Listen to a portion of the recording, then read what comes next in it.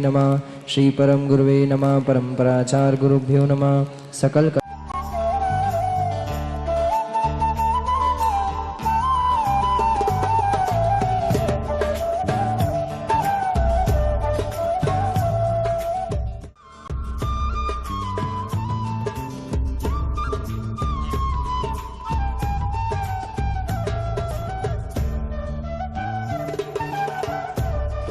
मंगलम भगवान वीरो मंगलम गौतमो गणी मंगलम कुंद कुंदाध्यो जैन धर्मोस्तु मंगलम सर्वमंगल मांगल्यम सर्वकल्याणकारकम प्रधानम सर्वधर्माणां जैनम जयतु शासनम। कोटिशतन्द्वादश्चैव कोट्यो लक्षान् सीतेस्तरिकानि चैव पञ्चाशदष्टौ च सहस्रसङ्ख्यामि तच्छतं पंचपदं नवामि। अरहन्तभासि अत्थं गणहरदेवीयं गन्थियं सम्मं प्रणमामि भक्तिजुक्तो सुदृढाणमहोव्ययं शीर्षा इच्छामि वन्ते श्रुतभक्ति काउसगोकौतस्सालोच्यौ अंगो अंग पाहिण्य पाहुण्य पर्यम्मि सुत पड़मामि औपो अग्गै चूलिया चेव सुत्थै द्विधम कहायं सैणिचकालम अंचेमि पूजेमि वंदामि नमनसामि दुःखको कम्मको वो इलाओ सुगै गमनम समाहि मरणम जिनगुण संपत्ति हो मध्यम। नमोस्तु पुराणिकाचार्य स्वाध्याय वेलायाम आचार्य भक्ति कायत्रम।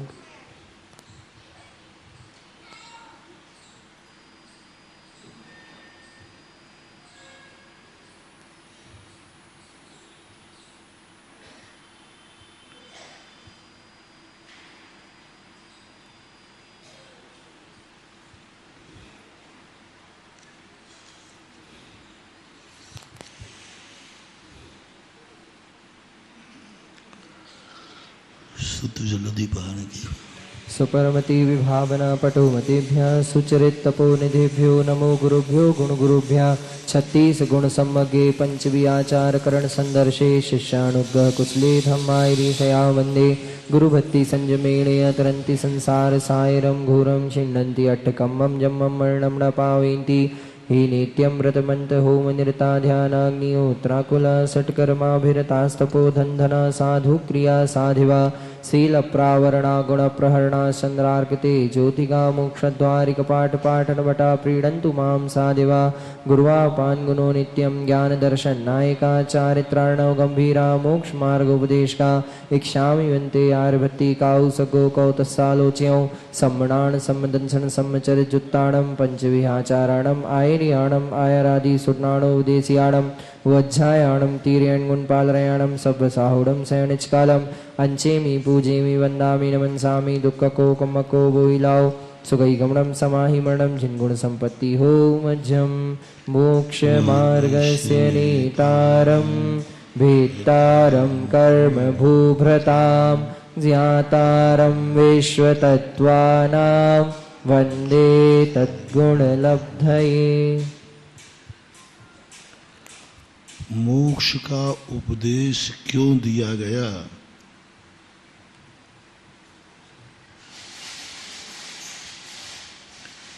मोक्ष का उपदेश क्यों दिया गया?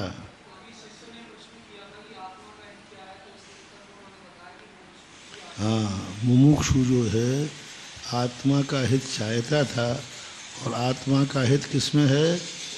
मोक्ष में है। तो मोक्ष का उपदेश, मोक्ष किसे कहते हैं?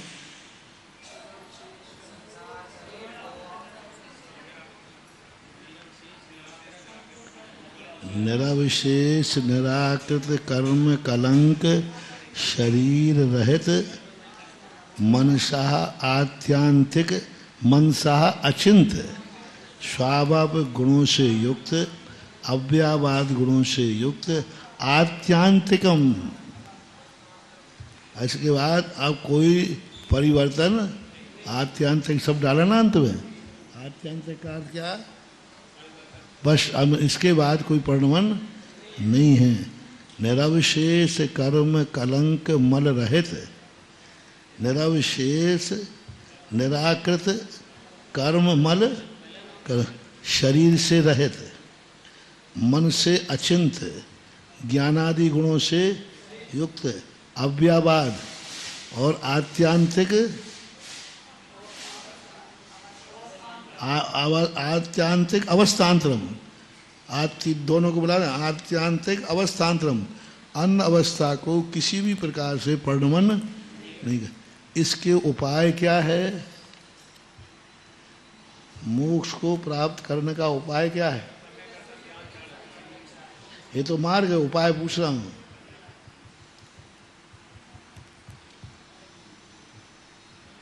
अरे मार्ग ही तो उपाय है। मार्ग ही तो उपाय है ना, रास्ता साधन मार्ग। सम्यक दर्शन किसे कहते हैं?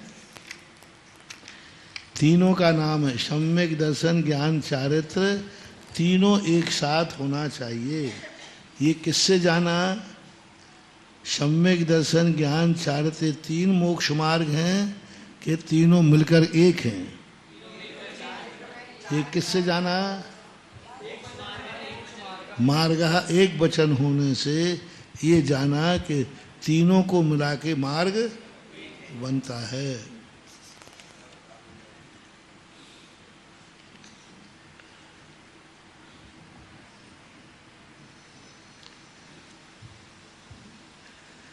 सम्यक दर्शन किसे कहा पूज्य ब्रह्मा स्वामी महाराज ने? तत्वार्थ सिद्धानम सम्यक दर्शनम। अब देखो रत्नगंध साहब का आचार्य में किसे कहा सम्यक दर्शन?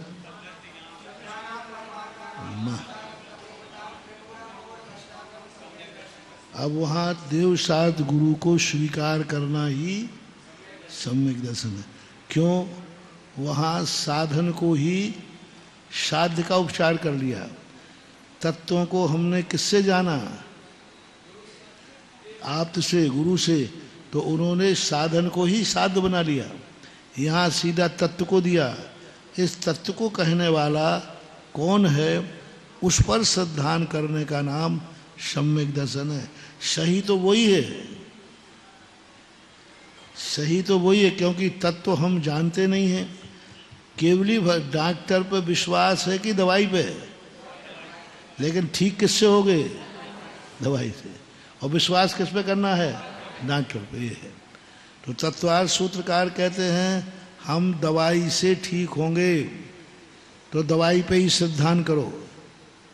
और समंत भद्र स्वामी कहते हैं दवाई पे श्रद्धान नहीं करना, श्रद्धान तो डॉक्टर पे करो, लेकिन बीमारी दवाई से ही होगी। तो तत्वार्थ श्रद्धानम सम्यक दर्शनम, इन्होंने साक्षात कारण को कहा है। जिससे बीमारी दूर होती है उसी को दो प्रकार के लोग पाए। फलानी दवाई से मेरी बीमारी दूर हुई। जो दवाई को नहीं जानता तो क्या फलाने डॉक्टर से मेरी बीमारी दूर हुई। ये दोनों कथन आते हैं कि नहीं? डॉक्टर ने मुझे ठीक किया है और दूसरा कहता नहीं ऐसी अच्छी दवाई मिली कि दवाई ने मुझे ठीक है। अब दोनों जो कथन हैं ये दोनों कथन प्रमाणिक हैं, परंपरागत हैं। इसी प्रकार यहाँ तत्वार्थ सिद्धानम सम्यक दर्शनम ऐसा कहा।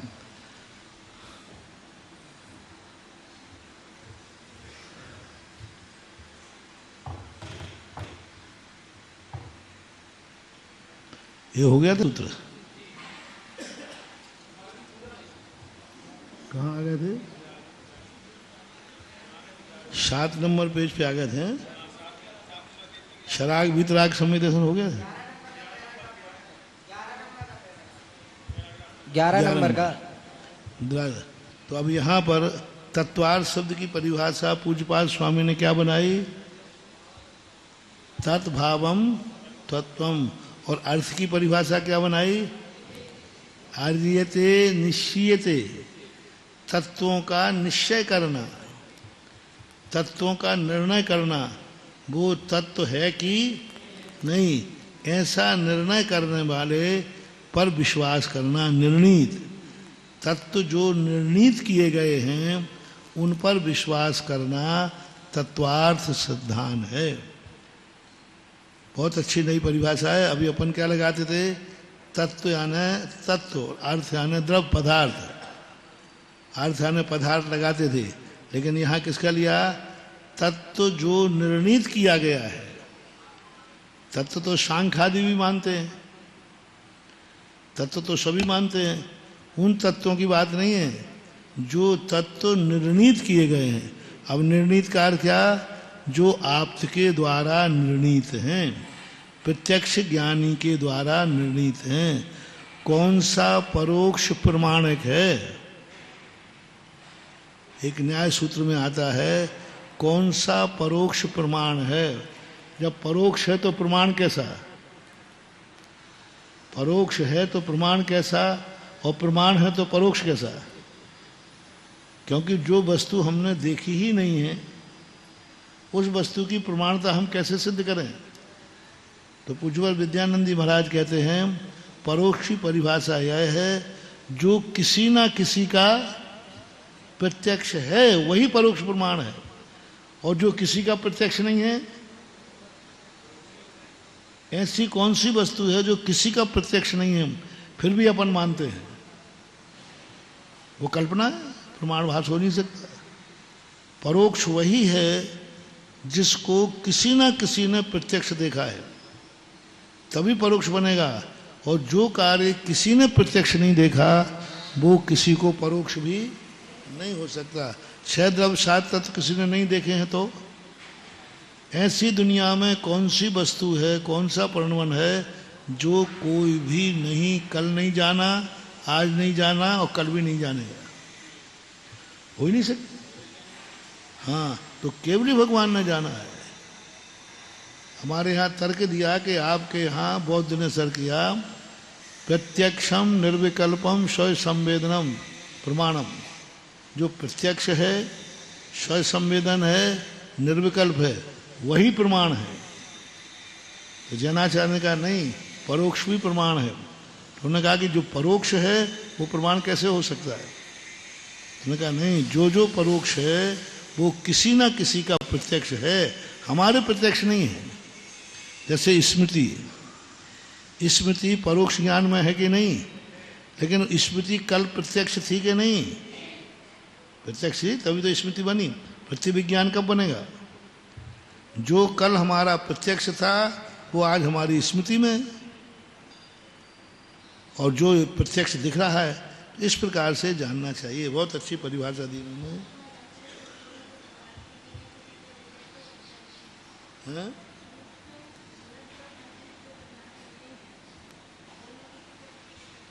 यही किसी ना किसी का प्रत्यक्ष है ही।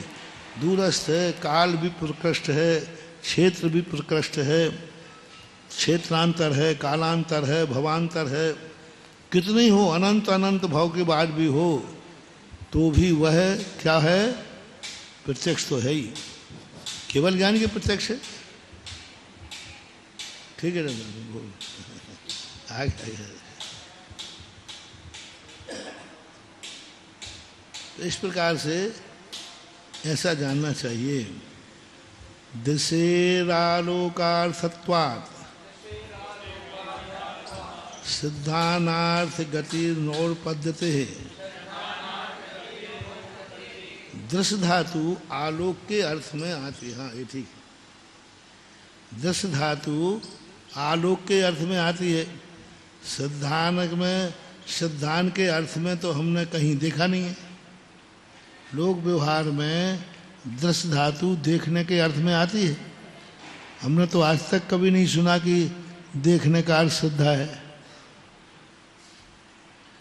कोश में जहाँ भी श्रद्धा देखोगे तो दृश्य धातु श्रद्धा के अर्थ में नहीं है, देखने के अर्थ में आती है।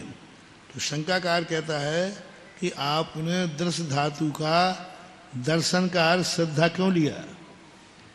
दर्शन का अर्थ तो देखना था, ऐसा लेना चाहिए। तो आचार्य कहते हैं धातु नाम मनेकार्थत्वा ददोषः। देखो आज सुबह संधि पढ़ी थी ना अपन ने, धातु नाम नेक करूं कि धातु नाम मनेक पढ़ूं? मनेक पढ़ा उच्चारण में, क्योंकि व्यंजन स्वर में जाके मिला है कि स्वर व्यंजन में मिला है? हाँ, व्यंजन मस्वरम परवर्णित। हाँ, व्यंजन हाँ, व्यंजन किस में जाके मिला है? स्वर में। जो जिसमें मिलेगा जाके उसके साथ पढ़ना पड़ेगा। और स्वर में क्या मिला था? स्वर में क्या है? स्वर में आगे वाला पीछे वाले में मिला है कि पीछे वाला आगे में मिलता है? पीछे वाला आगे वाले में मिलता है। आगे आने पहले अपन जो लिख रहे हैं पीछे पीछे, और आगे आने जो, तो आगे वाला पीछे में मिलता है कि पीछे वाला आगे में मिलता है? आगे वाला पीछे में मिलता है। ये स्वरों की विशेषता है। स्वर हमेशा आगे आने वाला स्वर पीछे में जाके मिलता है, चाहे ई हो चाहे आ हो, और दूसरे में मिल करके स्वयं क्या हो जाता है? लोप को प्राप्त हो जाता है। और व्यंजन स्वर में जाके मिलता है, इसलिए उसका उच्चारण स्वर के साथ।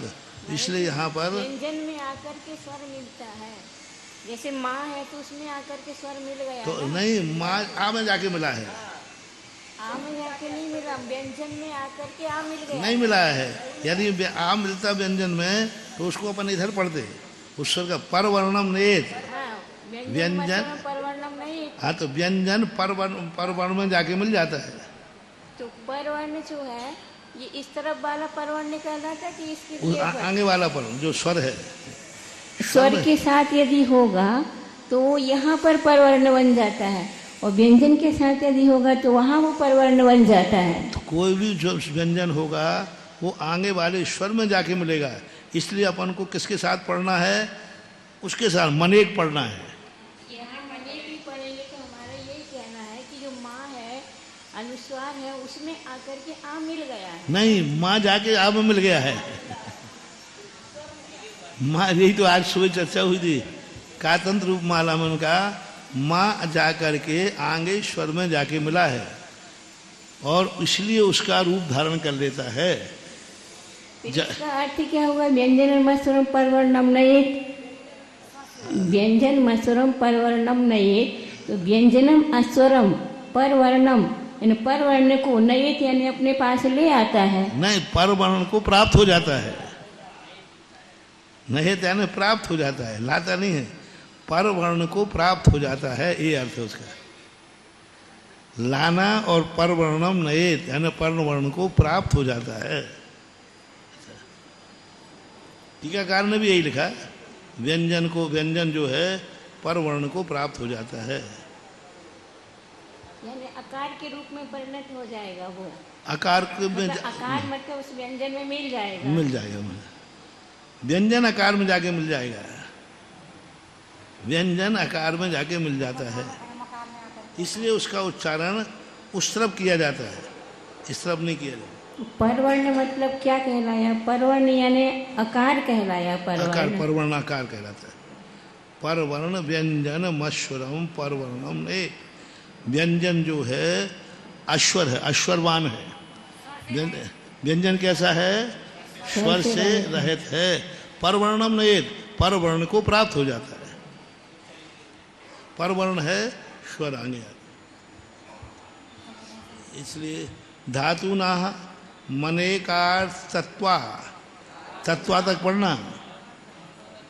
धातु ना मनेकार तत्वा अदोषा, ददोषा, तदोषा, हाँ ददोषा, अदोषा निकलेगा। धातु ना मनेकार तत्वा ददोषा, ऐसा है। दा क्योंकि आ मिल गया ना, अदोषा, अदोष का दा मिलने से तो दा उस तरफ चला गया उच्चारण में। लेकिन ता है वहाँ पर, ता का तृतीय वर्ण हुआ है। वो तो ता का तृतीय वर्ण तो अलग हुआ, ता से क्या त्वात है जी। ता का दा हुआ, दा में फिर आके आ मिला, हलन था जी। तो वो ददोषा पढ़ेंगे। जब अर्थ निकालेंगे तो तत्वात, जी। और पढ़ेंगे तो तत्वाद ददोषा, तत्वाद ददोषा।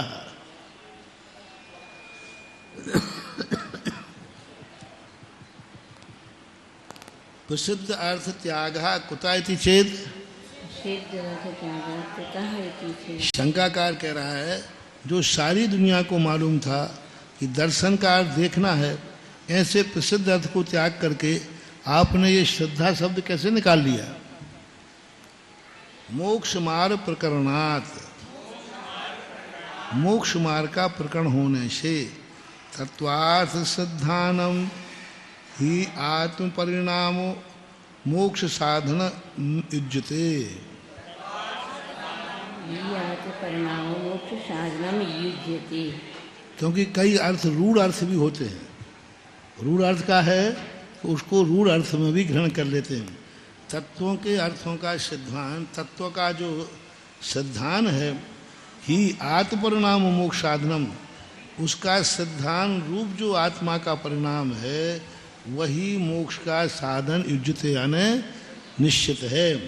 भव्य जीव विषयत्वात्, और ये जीव भव्य जीव का विषय होने से आलोकस्तु आलोकस्तु चक्षुरादि निमित्तः सर्व संसारी जीवः साधारणत्वान् न मोक्ष मार्गो युक्तः। यदि आलोक शब्द लेते हैं तो आलोक तो चक्षु आदि का निमित्त है। सभी संसारी जीव के साधारण रूप से चक्षु आदि का निमित्त आलोक पाया जाता है, तो सभी मोक्ष मार्गी होंगे। जो जो देखते हैं वे सब मोक्ष मार्गी हो जाएंगे, ऐसा कभी हो नहीं सकता। अर्थ सिद्धानम इति चेत, तो यहाँ ये अर्थ लेना चाहिए, अर्थों का सिद्धांत करना ही। आपने तत्वार्थ सिद्धांत शब्द जो लिखा ये न लिख कर क्या लिखना चाहिए थे, अर्थ सिद्धांत। कितना छोटा शब्द हो जाता। अर्थ के ऊपर सिद्धांत करना यही सम्यक दर्शन है।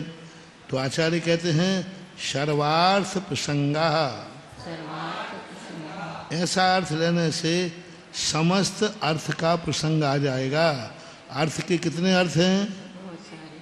बहुत सारे अर्थ हैं। अर्थ यानी प्रयोजन भी है, अर्थ यानी धन भी है, अर्थ यानी वस्तु भी है, पदार्थ भी सब हैं। तो समस्त अर्थों का प्रसंग आ जाएगा। तत्व सिद्धानमिति चेत, फिर तत्व का सिद्धांत ऐसा ले लेते तो भाव मात्र प्रसंग, भाव मात्र का प्रसंग आ जाए। क्योंकि अन्नमतावलंबी सत्ता द्रव्यत्व गुणत्व कर्मत्व आदि तत्वम, क्योंकि कई मतावलंबी ऐसे हैं जो द्रव्य को नहीं मानते। सत्ता द्रव्यत्व, द्रव्य को नहीं मानेंगे, द्रवत्व को मानेंगे। द्रव्य नहीं मानेंगे, द्रव्यत्व बना है, वस्तु अग्नि नहीं है, अग्नित्व ही अग्नि है। गुण को ही मानते, द्रव्य को मानते ही नहीं है। आधार के बिना गुणों की स्थिति मानते हैं। तो क्या मानते वो? सत्ता द्रव्यत्व गुणत्व कर्मत्व तत्वम। सत्ता का, सत्ता को मानते हैं, द्रव्यत्व को मानते हैं, गुणत्व और कर्म को नहीं मानते, कर्मत्व को मानते हैं। गुण को नहीं मानते, गुणत्व को, गुणों के भाव को मानते। गुण को नहीं मानेंगे, गुणों का भाव। ज्ञान नहीं है, जानना है, बस क्रिया है। जानन क्रिया हो रही है। ये जानन क्रिया किसमें हो रही है? कुछ में नहीं, क्रिया मात्र। क्रिया मात्र को ही वो मानते हैं। क्रिया किसकी हो रही है ये नहीं मानते।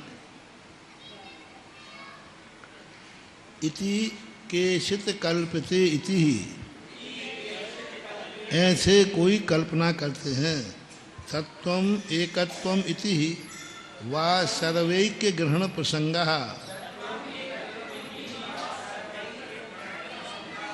अथवा तत्वम एकत्वम इति, तत्व में जो एकत्वपना है, यदि ऐसा मान लेंगे कि तत्व द्रव्य एक ही है। एकत्व यानी तत्व जो द्रव्य है वो एक ही है, पर्याय और पर्यायी एक ही है।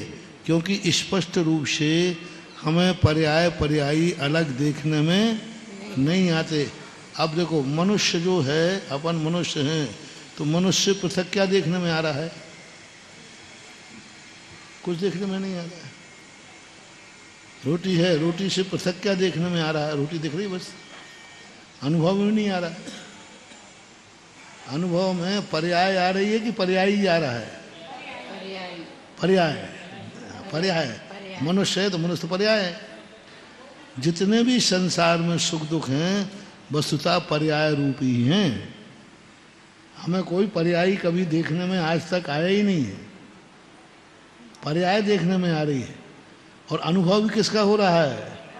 पर्याय का अनुभव रहा। मैं मनुष्य हूँ, मैं मुनि हूँ, मैं सिद्ध हूँ, मैं अरहंत हूँ, सब पर्याय का खेल है। तो इसलिए कुछ मतावलंबी ऐसे होते हैं जो पर्याय को ही सब कुछ मान लेते हैं। यदि ऐसा मानेंगे, सर्वे के ग्रहण प्रसंग पुरुष एव इदम सर्वम ये विषय आगे ना, पुरुष एव इदम सर्वम। तो क्या है? पुरुष ही यह सब कुछ है। आपने उस दिन कहा था ना कि प्रकृति को मानते हो, प्रकृति को मानते ही नहीं। पुरुष इदम एव सर्वम, जो कुछ भी दुनिया में है सब क्या है? पुरुष। पुरुष किसे कहते हैं? चैतन्य स्वरूप को। चैतन्य स्वरूपम एवं पुरुषम, पहले आया था ना, चैतन्य ही पुरुष है। और ये सारी दुनिया कैसी है? चैतन्य रूप है, ब्रह्म रूप है। संसार में बौद्ध और जैन को छोड़ करके सभी दर्शन अद्वैतवादी हैं। भले वो कैसे ही माने, गुण को माने, गुणी को माने, तत्व को माने, सभी लोग अद्वैतवादी हैं। मुस्लिम किस में आएंगे? ईसाई किस में आएंगे? सब अद्वैतवादी हैं। जो जो कर्तावादी मानते हैं वे सब अद्वैतवादी हैं।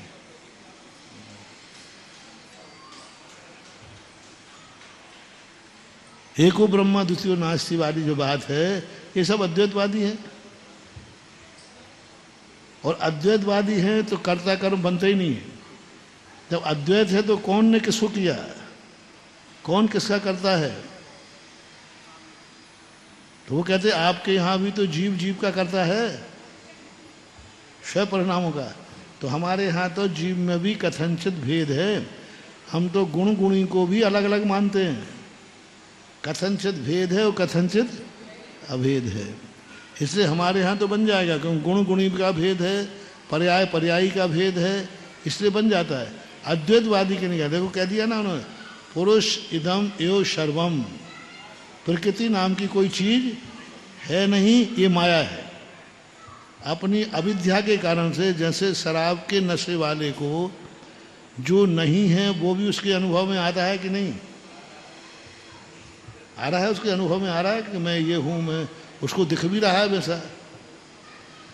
तो शराब के नशे के समान ये सारी दुनिया है, स्वप्नवत दुनिया है। जैसे स्वप्न में व्यक्ति कुछ भी देख लेता है लेकिन वो देख नहीं रहा है।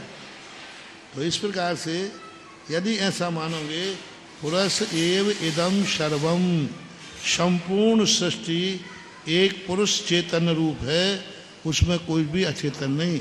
इसलिए ये जो पुद्गल वगैरह दिखते हैं बोले ये भी चेतन की विक्रिया है। जैसे चेतन को बेहोश कर देते ना, ऐसे ब्रह्मा जी ने इस चेतन को बेहोश कर दिया, इसलिए बेहोशी में दिखते हैं। लेकिन महाराज जी वैशेषिक जो हैं, वैशेषिक मत वाले जो हैं, वो सामान्य और विशेष दोनों को स्वतंत्र रूप से मानते हैं ना। और वो है, मानते तो दोनों को, लेकिन उनको स्वतंत्र माना जाता है ना उनके लिए। वो कहते हैं ये जो द्वैत माना जा रहा है सब माया है। एको एक संपूर्ण रूप से पुरुष इदम एव चैतन्य स्वरूपम, सब चैतन्य स्वरूप है, सब एक रूप है। भिन्नता जो देखने में आ रही है ये माया है।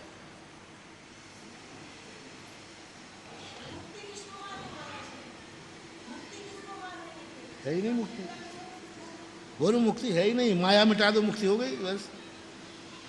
वो कहते मुक्ति कहीं ना जाना है, ना कहीं आना है, ना नरक है, ना मोक्ष है। बस जो माया थी, अविद्या के कारण माया हुई थी, अविद्या हमारा भ्रम था, वो भ्रम टूट गया, स्वप्न टूट गया, सब कुछ सही हो गया।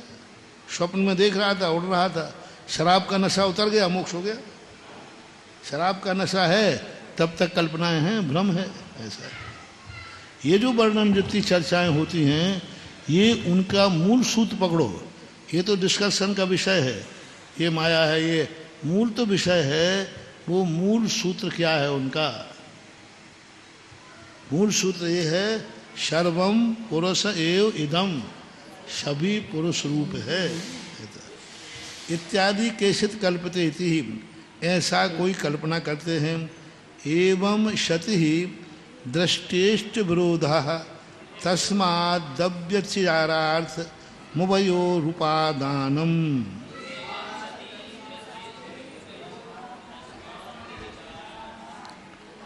एवं शति, एवं शति यानी इस प्रकार होने पर, दृष्ट इष्ट विरोधा, अब ऐसा यदि मानते हो पुरुष एव इदम सर्वम, संपूर्ण सृष्टि पुरुषमय है, पुरुष आने आत्मा के लो, पुरुष आने चेतन के लो, उसमें कोई बाधा नहीं है पुरुष के अनेक।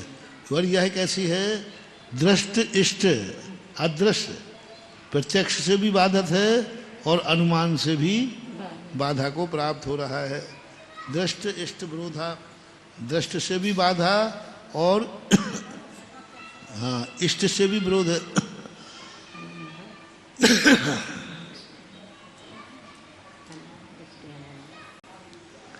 तस्मात् अव्यभिचारात् वह, इस प्रकार से यदि आपको निर्दोष कथन चाहिए है तो उभयोर उपादानम, दोनों शब्द तत्व भी चाहिए है और अर्थ भी चाहिए। ये दोनों यदि नहीं मानेंगे तो बहुत सारे विरोध आ जाएंगे। तद द्विविधम, वह सम्यक दर्शन कितने प्रकार का है, दो प्रकार का। शराग वीतराग विषय भेदात, शराग और वीतराग विषय भेद से।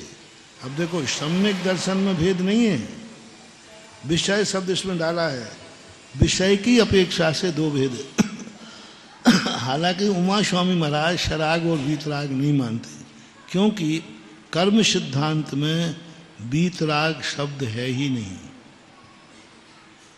कर्म सिद्धांत में वीतराग शब्द है ही नहीं।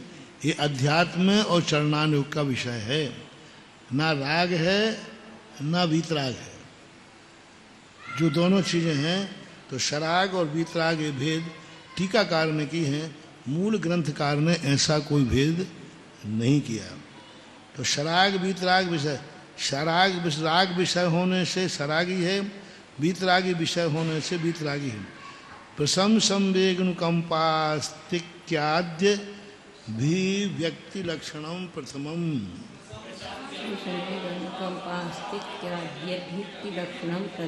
प्रसम संवेग अनुकंपा और आस्तिक, क्या लिखा, आस्तिक, आस्तिक अभिव्यक्ति लक्षणम, आस्तिक्यात अभिव्यक्ति लक्षणम प्रथमम। तो प्रथमम यानी शराग, शराग सम्यक दर्शन कैसा है, प्रसम संवेग अनुकंपा और आस्तिक होने से, अभिव्यक्त होने से शराग और वीतराग। देखो अब शराग है बना है, किसमें घटा दिया शराग, प्रसम संवेग अनुकंपा और आस्तिक है। आदि शब्द निकलेगा।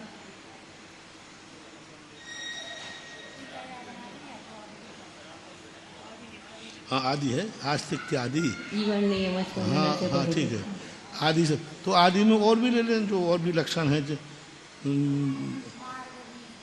मार्दव आदि है, क्षमा भाव है, मार्दव भाव है, आर्जव आदि भाव हैं, और भी भाव भेदों को लेकर कह सकते हैं। 10 प्रकार के जो सम्यक दर्शन आदि भेद कहे हैं। नहीं नहीं नहीं, जो शराग सम्यक, यहाँ आस्तिक के साथ आदि लगा रहे हैं, सम्यक दर्शन के साथ आदि नहीं लगाया। आस्तिक यानी गुण के साथ, यानी 4 गुण कहे हैं, ऐसे और गुण भी ले लेना। वो 10 प्रकार का जो सम्यक दर्शन है वो फिर सम्यक दर्शन में भेद लगाना चाहिए, क्योंकि वे सम्यक दर्शन के भेद हैं, ना कि गुणों के भेद हैं। अब गुणों के भेद करना है तो यही क्षमा भाव आदि आ गए, मार्दव भाव आदि, मदों से रहित पना होना। अब जैसे इन्होंने कहा मद नहीं लिए इन्होंने, 8 मदों से रहित पना है ना, 3 मूर्ताओं से रहित पना है। अच्छा आदि में देवसाद गुरु का सिद्धांत नहीं ले रहे, देवसाद गुरु का सिद्धांत किस में आएगा, शराग में कि वितराग में? शराग में आएगा। तो श्रद्धा नाम परमार्था नाम आपतागम तपोभृताम, तो वो भी इन्होंने नहीं लिया, तो वो भी यहाँ आ जाएगा, और भी आ जाएंगे इस प्रकार से। तो अभिव्यक्ति लक्षण प्रथमम, तो ये समझना, समता भाव धारण करना भी राग है, सराग है। क्योंकि आप समता भाव धारण क्यों करना चाहते हैं? देखो, प्रसम भाव को सराग में घटाओ। प्रसम भाव तो अच्छा है, समता भाव है नहीं, वितराग भाव नहीं है, प्रसम भाव। आप कंचन और कांच में समता क्यों रख रहे हैं? गाली में आप प्रसम भाव क्यों रख रहे हैं? निंदा और प्रशंसा में प्रसम भाव रखना क्यों? अब इसमें सरागपना क्या है? क्योंकि समता भाव करना भी सराग है। आप समता क्यों रखना चाहते हैं? यानी पर पदार्थ को आपने विषय तो बनाया कि नहीं? ये गाली दे रहा है, मुझे समता रखना है, तो आपका उपयोग गाली की तरफ गया कि नहीं? और उसके प्रति राग भाव आ गया, उत्तेजित नहीं होना है, क्योंकि गाली से हमारा दर्शन बिगड़ जाएगा, गाली से हमारा स्वभाव बिगड़ जाएगा, गाली से हमें कर्म बंद हो जाएगा। डर गए ना, डरने का नाम ही तो राग है। डर गए ना, हमें क्रोध, हमें गाली आ रही है, अब मुझे समता भाव रखना है, क्योंकि समता भाव नहीं रखूंगा तो मेरा स्वभाव खत्म हो जाएगा, मुनिव्रत खत्म हो जाएगा, कर्मों का बंद हो जाएगा। तो ये तुम्हें राग भाव जाग रहा है, हो जाए तो हो जाए। प्रशंसा में भी आप समता भाव क्यों रख रहे हो? क्योंकि अहंकार जाग जाएगा, मार्दव धर्म खत्म हो जाएगा। तो ये भी राग भाव। शराग सम्यक दर्शन के लक्षण में प्रसम भाव रहना, ये बहुत बड़ा पूज्यपाद स्वामी का लक्षण है ना। सरागता कितनी बारीक है, समता रखना भी सरागता है। आप गे बनाओ, समता क्यों रख रहे हो? आप गाली और प्रशंसा में भेद क्यों कर रहे हो? आप तो गे बनाओ, गाली भी गे है, प्रशंसा भी गे है, दोनों में 52 अक्षर से ज्यादा क्या है? हैं? 52 अक्षर से, गाली में भी 52 अक्षर हैं, प्रशंसा में 52 अक्षर हैं। तो आप अक्षर रूप में सुनो ना। जैसे किसी ने कहा, देखो समता भाव और गे भाव देखना। समता भाव में क्या करेगा? उसने मुझे गाली दी है, मुझे क्रोध नहीं करना, ये राग भाव है, समता भाव है। क्यों करेगा क्रोध? क्योंकि क्रोध से मेरा स्वभाव खत्म हो जाएगा। अब देखना, अब समय साल रहो। गे भाव, उसने कहा तुम मूर्ख हो। अब समय सारी मूर्ख ने, मूर्ख हो। इसने क्या कहा? माँ ऊ रा खा। अब उसने मूर्ख सुना ही नहीं, उसने सुना माँ ऊ रा खा। ये तो गे सब व्यंजन है, ये तो व्यंजन है। व्यंजन का तो मैं ध्यान करता हूं और मंत्र बनाऊं अभी। माँ ऊ रा खा, इसके अलावा क्या है उसमें? मूर्ख कहा था ना, माँ ऊ रा खा, ये व्यंजन है कि नहीं? तो व्यंजनों से बीजाक्षर है कि नहीं? बीजाक्षर से मंत्र बनता है कि नहीं? बस ओम ह्रीम और लगा दो, ओम ह्रीम माऊ राखाय नमः, ओम ह्रीम माऊ राखाय नमः, ओम ह्रीम माऊ राखाय नमः। वो कहता मैंने गाली दी और साधु कह रहा तूने मंत्र दिया, इसका नाम है गेय अधिकार। समय सार, अरे मंत्रों को ढूंढते फिरती दुनिया। जो चाहे मंत्र है, चाहे गाली दो तो मंत्र है, कला चाहिए, मंत्र शास्त्री बनो।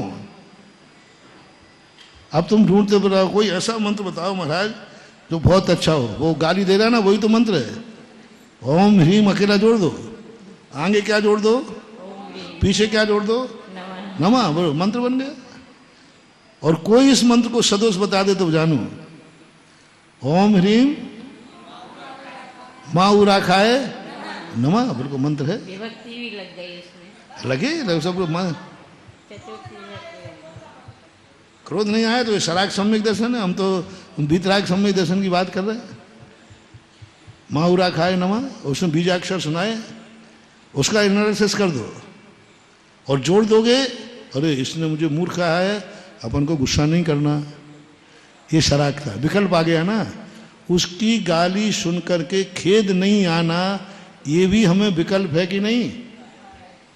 और ये विकल्प आया तो शुभ उपयोग है। और वहां विकल्प आया ही नहीं, उसने मूर्ख सुना ही नहीं, उसने सुना मा ऊ रा खा, ये तो व्यंजन है, व्यंजन से बीजाक्षर है, बीजाक्षर तो मंत्र है। समय सार पढ़ने वाला मूर्ख शब्द सुनेगा ही नहीं, बुगे आकार कर लेगा। और चरणानुग वाला मूर्ख शब्द सुनेगा लेकिन क्षमता धारण करेगा। और जो समय सार में नहीं है ना चरणानुग में है, वो सीधा मूर्ख बन करके क्रोध करेगा या हीन भाव लाएगा। शराग विदा प्रसम संवेग ठीक है, संवेग भाव भी राग है। संवेग किसे कहते हैं?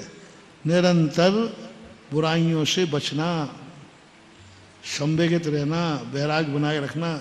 महाराज धर्म में उत्साह होना भी तो संवेग की परिभाषा है। सब है। धर्म में उत्साह होना, विश्वों से एनर्जी होना, संवेगित रहना, सब सराग है, सब सराग है। भगवान मोक्ष मार्ग में जाना, ये भी सब सराग है, सोपयोग है।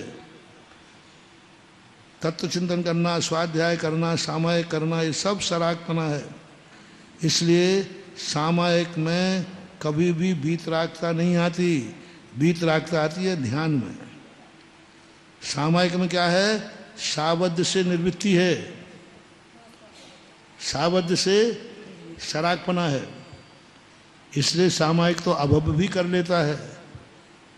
28 मूल गुणों में या श्रावक के स्मृतों में सामायिक है कि नहीं? तो सामायिक अभव भी धारण कर सकता है कि नहीं? करेगा, 28 मूल धारण करेगा, लेकिन अभव ध्यान नहीं कर सकता। ध्यान अंतरंग तपों में है, 28 मूल गुणों में कहीं भी ध्यान नहीं है। क्यों नहीं है?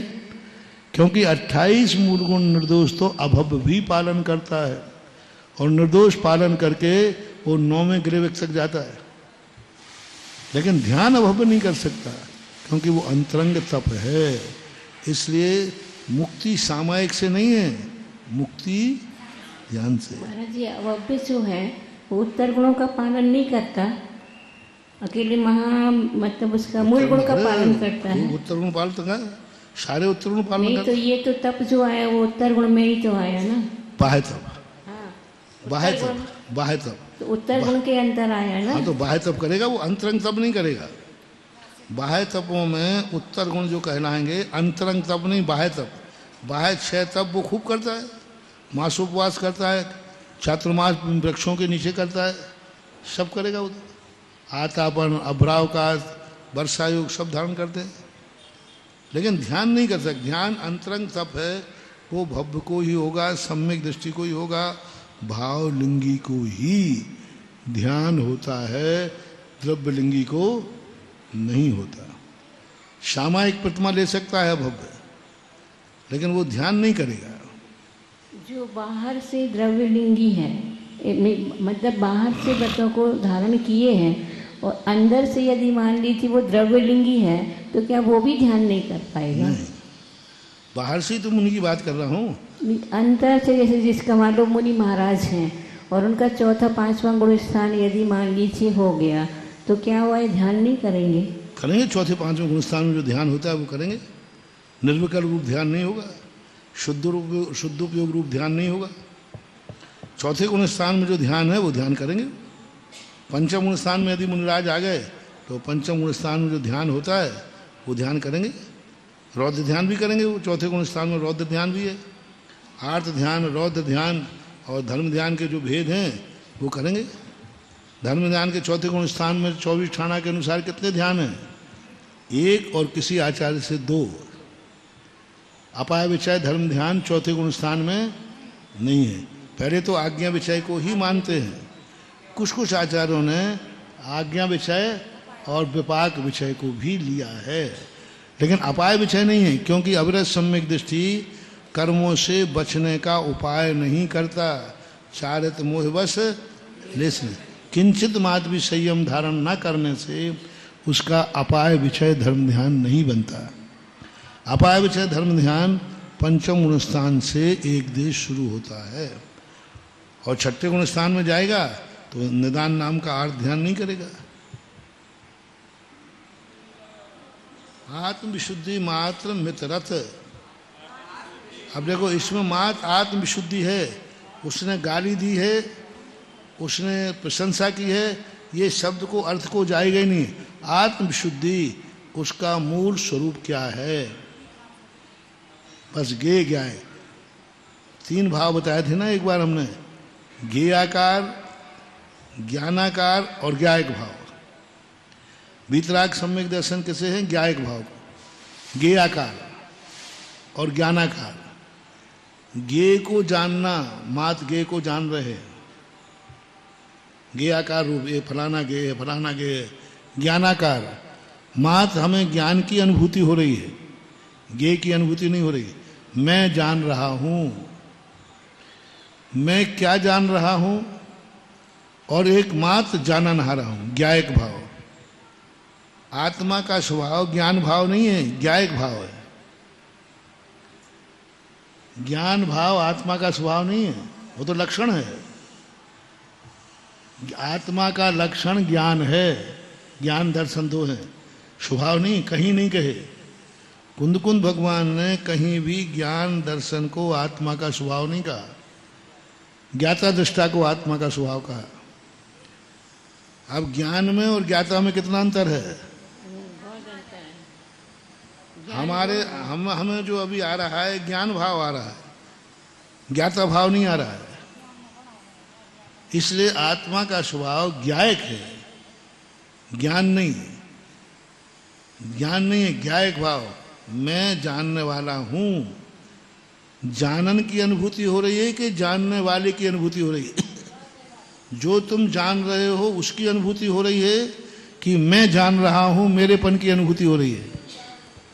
मेरेपन की यदि अनुभूति हो रही है तो ये ज्ञायक भाव कहलाता है। इसलिए कुंद कुंद भगवान पूरे समय सार में ज्ञायक भाव, ज्ञायक भाव, ज्ञायक भाव, ज्ञान भाव का नाम ही नहीं देते। ज्ञायक भाव में और ज्ञान भाव में कितना अंतर है? धन और धनी में। धन में और धनी में कितना अंतर है? धन है तो क्या उससे आनंद है? बैंक मैनेजर, बैंक मैनेजर के पास धन है कि नहीं, लेकिन वो धनी नहीं है। आनंद धन में है कि धनी में? आनंद ज्ञान में है कि ज्ञानी में? बस ज्ञानी में आनंद है। अपन लोग ज्ञान भाव में अटके, मैं ये जान रहा हूं, मैं ये जान, ये सब ज्ञान भाव है। मैं ज्ञाता हूं, मैं ज्ञायक हूं, मैं धनी हूं। धन वहां पड़ा है, लेकिन उसमें आगे भाव मैं धनी हूं, बस आनंद आ गया। इसलिए जब वो ज्ञायक भाव में जीव आता है तो ज्ञेय की अनुभूति नहीं होती। जैसे सिद्ध भगवान, अनंत भगवान, इनके ज्ञान है कि नहीं, लेकिन वो ज्ञायक पने की अनुभूति कर रहे हैं कि ज्ञेय की अनुभूति कर रहे हैं? तीन लोक में, तीनों काल में भगवान कुछ भी नहीं जानते। अपन तो बहुत कुछ जानते हैं, भगवान कुछ नहीं जानते। उनको कुछ भी अनुभव में नहीं है, उनको खबर ही नहीं कि तीन लोक में क्या है, क्योंकि उनको उपयोग कहाँ है उनका? आत्मा में। पदार्थ तो झलक रहे। जैसे दर्पण को नहीं पता है कि मेरे में क्या झलक रहा है, ऐसे केवली भगवान कुछ नहीं जानते, उनके ज्ञान में झलक रहा है बस। ये झलक रहा है ऐसा क्यों कहते हैं? झलक रहा है ऐसा क्यों कहते हैं उनके लिए? बस झलक रहा है, नहीं तो क्या झलक रहा, फिर क्यों कह रहा है उनको? उनको पता नहीं क्या झलक रहा है। तो फिर अपन ऐसा क्यों कह रहा है कि उनके ज्ञान में ऐसा झलक रहा है? उनके ज्ञान में झलक रहा है, उनको तो पता ही नहीं कि मेरे में क्या झलक रहा है। वो तो अपनी आत्मा में लीन है, ज्ञायक भाव में है। उनको मात्र ज्ञायक भाव की अनुभूति हो रही है, मैं धनी हूं। जैसे अपन कोई चीज खा रहे हैं, जब खाते समय उसका आनंद आता है, उस समय हम ये भूल जाते हैं कि क्या खा रहे हैं। मात्र किसका आ रहा? मैं आनंद ले रहा हूं। किसका आनंद है ये भी कल बाद में आएगा। किसका आनंद है आते ही नहीं। तीन लोक के पदार्थ उनके ज्ञान में झलकते हैं, उनको पता नहीं है, कुछ भी पता नहीं उनको कि तीन लोक कैसा है क्या है। वो कहते हैं मैं तो अपने आप का अनुभव ले रहा हूँ ज्ञायक भाव में। लेकिन कुछ वर्ष समंतवत स्वामी जी ने तो कहा है मंगलाचरण करते हुए सालों का नाम तलों का नाम यद विद्या दर्पण आए थे। हाँ, ये सब व्यवहार में यद विद्या दर्पण आए थे, कह दिया ना, यद विद्या दर्पण आए थे। उनका ज्ञान दर्पण आए थे, दर्पण आए थे यानी दर्पण के समान है, उनको कोई खबर नहीं जैसे दर्पण। का नाम त्रिलोक का नाम ऐसा। हाँ, शालों का नाम त्रिलोक का नाम, यद विद्या दर्पण आए थे, दर्पण में झलकते हैं। इसलिए कुंद कुंद भगवान ने नियम सार में अरहंत भगवान सर्वज्ञ को व्यवहार से कहा है। निश्चय से वो आत्मज्ञ हैं, व्यवहार से वो सर्वज्ञ हैं। तो व्यवहार का क्या अर्थ है वहाँ? व्यवहार का अर्थ कुछ न कुछ तो वहाँ- व्यवहार का अर्थ होता है पर निमित्त की अपेक्षा से, पर के रूप में होने से व्यवहार हो जाता है। वेदस्तु व्यवहारा। स्व पर प्रकाशक कह रहे हैं ना, वो स्व और पर का प्रकाशन हो रहा है वहाँ एक स्व समय पर ही। प्रकाशन होना अलग चीज है और पर प्रकाशन की अनुभूति होना अलग चीज है। स्व पर प्रकाशी तो ज्ञान है, वो तो ज्ञान का स्वभाव है, लेकिन प्रकाशक होने से उसके भी अनुभव करता है कोई जरूरी नहीं। स्व पर प्रकाशी है, इसमें कोई संदेह नहीं। ज्ञान सदा स्व पर प्रकाशी होता है, तो पर को प्रकाश, पर को वह जानता नहीं, ऐसा आप कैसे कह रहे हैं? क्योंकि वो व्यवहार से सर्वज्ञ है ही नहीं, वो तो आत्मज्ञ है। उपयोग एक समय में दो रूप कैसे होगा? वो ज्ञायक स्वभाव में चलेगा, ज्ञान भाव में है ही नहीं ना, ज्ञेय भाव में। तीन भाव हैं, ज्ञेय भाव, ज्ञान भाव। ज्ञेय भाव अज्ञानी का, ज्ञान भाव सम्य दृष्टि का, और ज्ञायक भाव आत्मस्वाभाविक का, अनंत भगवान का। ये तीन भाव होते हैं। ज्ञेय भाव मिथ्या दृष्टि आदि सबके है।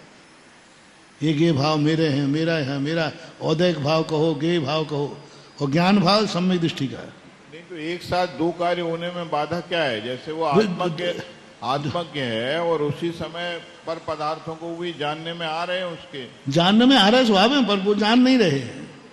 हाँ, वो जान नहीं रहे माने उपयोग नहीं लगा रहे। ये पर तो उपयोग, अनुभव तो उपयोग का ही हो रहा है ना। अनुभूति जहां उपयोग है उसका होता है, कि जो झलक रहा है उसका होता है। अनुभूति किसकी होती है? हाँ, स्वयं की होती है, उपयोग की। जी। उपयोग कहाँ है? आत्मा में, पर पदार्थों में नहीं, नर नारक आदि पर्याय में नहीं है। वो सब झलक रहे हैं। दर्पण तले और सकला प्रतिफलंती मालिका यस्य, जैसे दर्पण में मालिका यानी पदार्थ झलकते हैं, ऐसे झलक रहे। दर्पण को कोई फर्क नहीं पड़ रहा है, वो नहीं जानते, उनके अनुभव में नहीं आ रहा है। अब वो जो बोल रहे हैं, तो यही तो विचित्रता कही। भगवान से पूछा, भगवान आपने बोला? बोले मैंने तो नहीं बोला। तो फिर किसने बोला? यही विशेषता है कि वो कुछ बोलते नहीं हैं, लेकिन यदवा तदवा निकलता नहीं है। वो चलने का भाव करते नहीं है, लेकिन यदवा तदवा चलते नहीं है। यही उनका अतिशय है, एक विचित्रता है। यही केवल ज्ञान का सबसे बड़ा अतिशय है कि उनको कुछ भी नहीं पता। अपन कुछ भी करते, रोते रहो, गाते रहो, उनको कोई लेना देना नहीं। वे तो अपनी आत्मा में लीन है निश्चय से। नियम सार की पढ़ो, बहुत अच्छी सर्वज्ञ सिद्धि के संबंध में उन्होंने बहुत दर्शन शास्त्र में तो सर्वज्ञ सिद्धि करने का प्रयास किया। उन्होंने कहा क्या सर्वज्ञ सिद्धि में लगे हो? ये सर्वज्ञता व्यवहार से है। और व्यवहार क्या होता है? काम चलाओ। काम चलाओ कैसे है? प्रमाणकता के लिए सर्वज्ञ है, नहीं तो क्या जरूरत है सर्वज्ञ की? हम अज्ञानी हैं, हमें प्रमाणिकता चाहिए, तो सर्वज्ञ को लाके पकड़ लिया। यदि प्रमाणिकता नहीं होती, हम खुद प्रमाणिक होते, तो सर्वज्ञ की क्या जरूरत थी? इसलिए बहुत बड़ी चीजें हैं। तो यहाँ जो वीतराग आत्मविशुद्धि मात्र कहा है, आत्मविशुद्धि का अर्थ पर को देखते हुए भी अपने का अनुभव करो। पर आ रहा है, लेकिन तुम्हें पर का अनुभव नहीं होना चाहिए। वीतराग सम्यक दृष्टि को पर का अनुभव नहीं होता। जैसे शुद्ध उपयोग है, वीतराग ले लो, शुद्ध उपयोग। शुद्ध उपयोग, अनुभव का क्या अर्थ कर रहे हैं यहाँ पे? अनुभव का क्या अनुभव का अर्थ है जिस समय एक रूप नहीं होना। इसका अर्थ तो यही हुआ, एक रूप नहीं होना, उस रूप नहीं होना, तद्रूप नहीं होना। नहीं, ज्ञान का विषय भी नहीं बनाना। नहीं, ज्ञान का विषय कैसे नहीं होगा? उपयोग का अनुभव करने का नाम है शुद्ध उपयोग। शुभ उपयोग, अशुभ उपयोग, उपयोग का अनुभव करना। उपयोग किसमें है? बस इतना बता दो, उपयोग किसमें है? उपयोग तो आत्मा में स्वयं तो है। आत्मा का अनुभव करना बस। नहीं तो आत्मा अकेली नहीं है ना, और भी उसके साथ गुण है, उनका कार्य तो नहीं, अभेद रूप से करो, मिला हुआ भेद मत करो। पानकवत अमृतचंद सूरी महाराज, आत्मा शब्द ही है मिली हुई। आत्मा शब्द ही का नाम है मिला हुआ। पानक है आत्मा। आत्मा कोई अलग से चीज नहीं है। आत्मा अनंत गुणों के पिंड का नाम आत्मा है। हाँ ठीक है, तो उसके कार्य भी तो है ना, और अनेक अनेक गुणों के कार्य भी तो देखने वे कार्य भी अभेद हैं। ठंडाई में मिली हुई इलायची अपना काम कर रही है कि नहीं? ठंडाई में मिली हुई इलायची और मीठा शक्कर आदि ये सब स्वतंत्र परिणमन कर रहे हैं कि नहीं? कर रहे हैं। लेकिन तुम्हारे अनुभव में क्या आ रहा है? वो सभी गुण आ रहे हैं ना उसके। नहीं, उनके परिणमन का गुण आ रहा है क्या तुम्हें? नहीं, वे स्वतंत्र रूप से परमाणु पुद्गल द्रव्य परमाणु रूप है कि नहीं? पुद्गल द्रव्य की एक स्वतंत्र सत्ता कितनी? परमाणु। स्कंद में मिलने के बाद प्रत्येक परमाणु अपना स्वतंत्र परिणमन कर रहा है कि नहीं? कर रहा है, कर रहा है। लेकिन हमारे अनुभव में स्कंद अनुभव में आ रहा है कि परमाणु? स्कंद का अनुभव आएगा। इसलिए शुद्ध उपयोगी को आत्मा ज्ञान दर्शन स्वभावी होने पर भी ज्ञान का अनुभव नहीं, दर्शन का अनुभव नहीं। मात एक आत्मा, दिट्टी स्वयं नानम, दिट्टी स्वयं नानम। दृष्टि के समान ज्ञान हो जाए। मात तुम्हें जहां देखना है, जानना है, अनुभव नहीं करना। ये क्या है तुम्हें नहीं अनुभव करना। ये कैसा है अनुभव नहीं करना। मात है, और है में तुम्हें उसका अनुभव नहीं करना, स्वयं सत्ता का अनुभव, मैं हूं। जानन हारे का अनुभव होना चाहिए। जैसे हमने बताया, जब कोई चीज खाई तो मैं स्वाद ले रहा हूं, ये अनुभव हो रहा है कि जिसका ले रहा हूं उसका अनुभव हो रहा है। उस आनंद के क्षण का बताओ। जो ले रहा है, जो स्वाद ले रहा है उसका अनुभव बस ले रहेगा। किसका ले रहा हूं उतनी देर के लिए वो गौण हो जाता है, उनके स्थायी हो जाता है। ज्ञेय ज्ञायक संबंध का जहां ध्यान ध्याता ध्येय को न विकल्प बच वेदनता। ज्ञेय क्या है, ज्ञायक ज्ञाता क्या है, ज्ञेय ज्ञान सब खत्म हो जाते हैं। मात्र एक अपने स्वयं तत्व की अनुभूति होती है। शुद्ध उपयोग पर को फिर गौण कर देना चाहिए। पर को जानते हैं, वाही पदार्थों को जानते हैं, ये कहना ही नहीं चाहिए। ये तो अपन व्यवहार से कहते हैं। नहीं, व्यवहार से कहने का उसका क्या औचित्य क्या है? ये सभ्यता है और प्रमाणिकता। हमें उनके बिना प्रमाणिकता नहीं बनेगी, क्योंकि वो इतना उनका नहीं जानते हुए निकल रहा है, वो भी उनका सत्य ही है। क्योंकि उनकी क्रिया यद्वा तद्वा नहीं होती, उनके वचन यद्वा तद्वा नहीं होते। यही अनंत पने की विशेषता है। वे कुछ करते नहीं हैं, उनके बिना कुछ होता नहीं है।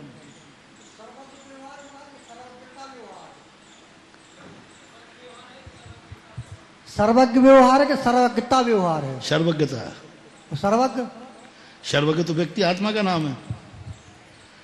सर्वज्ञ तो वो हैं, सर्वज्ञता व्यवहार का नाम है, गुण है। सिर्फ गुण और मुख्य का अनुभव होना, जो गुण हो जाता है वो अनुभव में नहीं आता, जो मुख्य है वही अनुभव में आएगा। बस तो अनुभव में आ रहा है, आत्मा अनुभव में आ रही बस।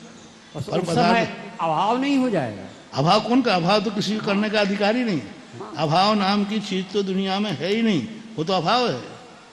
ज्ञेय है, ज्ञायक ज्ञान है, लेकिन उसको अनुभव से, इसलिए शुद्ध उपयोग कहा है।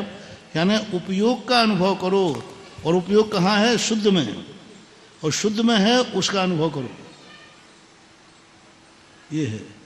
इसलिए लोग ऊपर ऊपर ज्ञान भाव में कितना अच्छा शब्द दिया पूजपाद स्वामी ने, आत्म विशुद्धि मात्रम। मात्र आत्मा की विशुद्धि ही होना चाहिए, उसे भीतराग सम्यक दर्शन कहते हैं। गुणों का भी तो परिणमन होता है ना? गुणों का भी तो परिणमन होता है ना? गुण होता है, परिणमन होता रहे, हमें कोई भेद नहीं है। तो उनको उसका कुछ अनुभव नहीं होता। हम अनुभव नहीं करेंगे। जैसे पानक के अंदर जो चीजें डाली हैं वे अपना स्वतंत्र परिणमन कर रही हैं कि नहीं कर रही हैं, लेकिन हमें अनुभव में पानक आएगा। अमृत धारा उसमें पेपरमेंट, अजवाइन का फूल और कपूर ये तीनों हैं कि नहीं, लेकिन हमें किसका अनुभव हो रहा है? अमृत धारा। कार्य अमृत धारा कर रही है कि पेपरमेंट, अजवाइन, फूल और कपूर? कार्य कौन कर रहा है? अमृत धारा। अजवाइन का फूल का कार्य खा के देखो अलग से।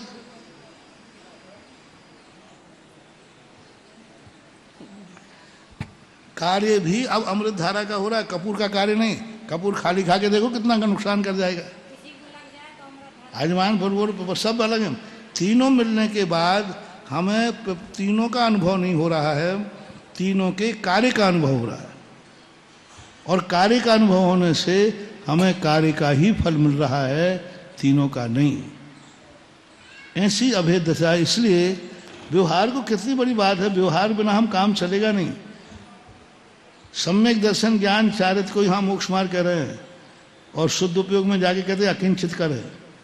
अमृतचंद सूर्य प्रोशन सार भेद रत्नत्र अकिंचित कर। अकिंचित कर क्या अर्थ है? वो तो अभेद की अपेक्षा अकिंचित कर का अर्थ क्या है? कोई कार्यकारी नहीं। बस इसी प्रकार सर्वज्ञ कोई कार्यकारी नहीं है। हाँ, तो आत्मा की कहिए ना, उसे सर्वज्ञ मत कहिए। अब तुम लोग कहते हो, भगवान ने तो नहीं कहा अपने आप को सर्वज्ञ। अपन लोग कहते हैं कि भगवान सर्वज्ञ हैं, क्योंकि हमारा स्वार्थ है। हमारा कार्य आत्मज्ञ से चलने वाला नहीं है, हमारा कार्य सर्वज्ञ से चलेगा। मौन रहने से तुम्हारा कार्य नहीं चलने वाला, बोलने से चलेगा। ये कौन सा साधु पसंद करेंगे, मौन दशा की बोलते समय की दशा? तो हमारा तो स्वार्थ है, क्योंकि सर्वज्ञता को हम हटा देंगे तो हमारा तो सब कवाड़ा हो जाएगा, हम प्रमाणिक, हमारी श्रद्धा ही नहीं बनेगी।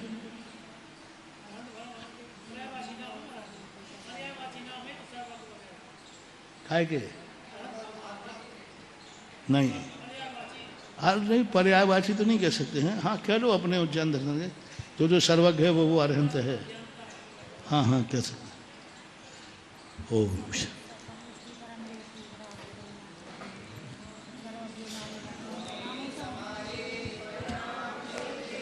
स्वात्मोपलब्धि शिव शौक सिद्धि चिंतामणिं चिंतित वस्तुदाने त्वां वंदमानस्तु ममास्तु देवी।